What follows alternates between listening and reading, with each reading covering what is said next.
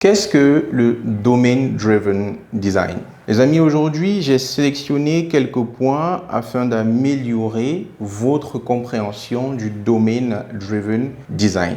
On va d'abord commencer par ce qu'il n'est pas. Le Domain Driven Design, ce n'est pas un framework. Ce n'est pas une façon spécifique de coder. Ce n'est pas une architecture logicielle spécifique. Le Domain Driven Design, c'est une philosophie de conception. Et lorsqu'on parle de philosophie, on va parler de façon de penser. Alors, en quoi consiste cette philosophie? Tout simplement, réussir à proposer des solutions adéquates aux problèmes du métier ou du domaine. Par métier ici ou par domaine, j'entends le domaine, le secteur d'activité pour lequel on développe l'application. Alors, comment est-ce qu'on met en place cette philosophie? Il faut savoir que le Domain Driven Design est mis pour domaine, le métier, driven, piloté, design, conception. Donc, en gros, ça veut dire conception pilotée par le métier. Pour ce faire, le DDD va nous proposer un ensemble de pratiques qui sont séparées en deux grandes phases ou alors ensemble. Les pratiques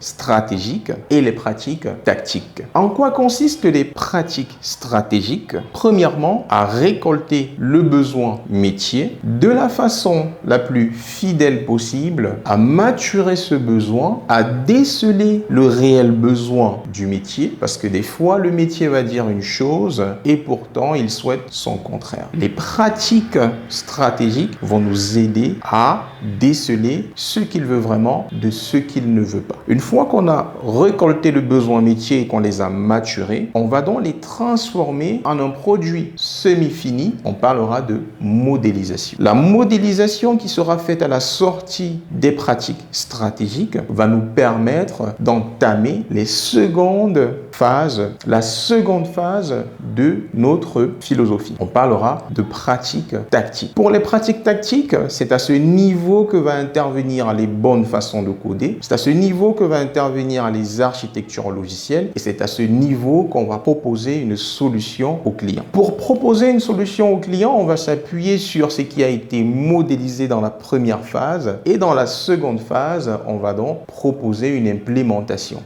Par exemple, on choisira une architecture, ça pourrait être de l'architecture hexagonale ou encore de l'architecture en couche. On pourra choisir un framework en particulier. On pourra choisir une façon de faire communiquer différentes composantes entre elles, ainsi de suite, ainsi de suite. Donc, retenons une bonne fois pour toutes que le Domain Driven Design s'appuie sur un ensemble de pratiques qui, dans un premier temps, permettent de récolter de façon ciblée et fidèle le besoin métier et qui, dans un second temps, va s'appuyer sur un ensemble de pratiques déjà préexistantes dans le monde du logiciel pour pouvoir implémenter de la façon la plus fidèle possible le besoin du métier. Allez, ciao, c'était Philippe Simo de ZeroFiltre.tech.